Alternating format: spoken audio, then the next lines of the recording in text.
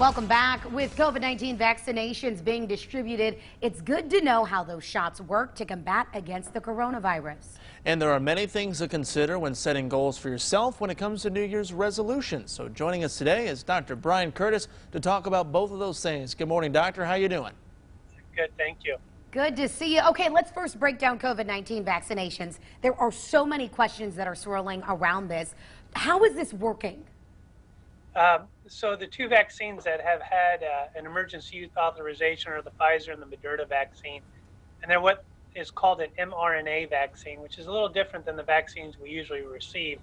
And so there is no virus in the vaccine. It actually has an mRNA, which is a little piece of a molecule that your body actually makes that makes a protein, has your body make a protein that your body then builds antibodies to, which then attack the spike particle on the COVID virus.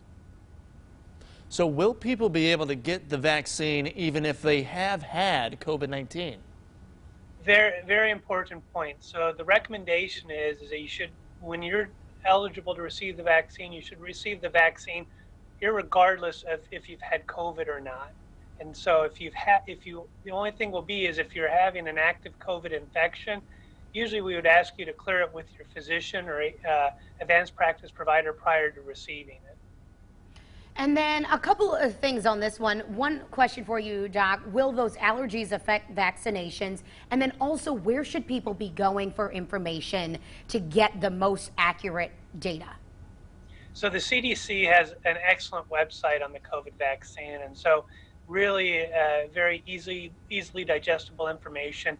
Please don't rely on Facebook or other social media for your source of truth. And so that's going to be the big piece. In regards to allergies, if you have a severe allergy, an anaphylactic reaction to other vaccines, it is best for you to contact your primary care provider to make sure that you can get the vaccine. But for the most part, we've given out thousands and thousands of doses within OSF, and we've had no reactions within it.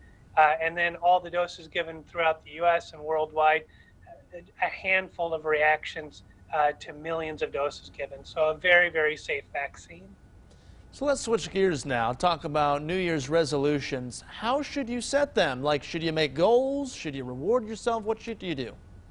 So the first big piece is make it specific. So instead of saying I'm going to get in shape this year, really set a specific goal of I want to be able to walk 3 miles, and then give yourself a time frame to do it. And so saying by the end of January is not a real good time frame, but say within 6 to 8 months I'd like to accomplish that. The other piece is to share that goal with others. Let other people know that you're doing it to encourage you, and then realize you're going to have setbacks. There's going to be weeks where you don't exercise, and that's a setback. But you know, set milestones, and so it's 1 mile by the end of February. And when that happens, reward and celebrate yourself.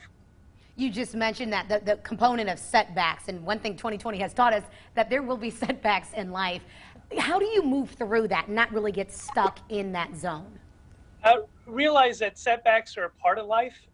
Realize it, accept it, and then realize that you're going to just continue on and just to persevere. And so I got a setback. I can't run a mile. I've missed a week, so you know I've set myself back 2 weeks. But you know I'm still obtaining my goal, or I may move my goal a little bit.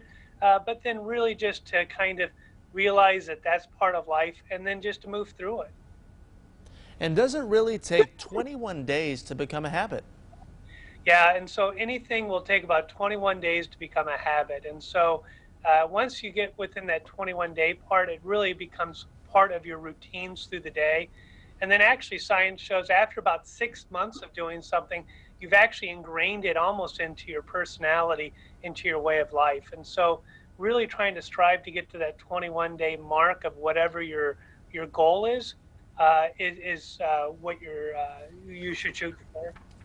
Dr. Curtis, you have any New Year's resolutions at all? Oh my gosh, I actually I want to run more. I kind of got off with all this stuff last 6 months, so my goal is to run 3 to 4 times a week. And so very, very specific goal for me. I didn't say how far, It could be to the end of the driveway and back.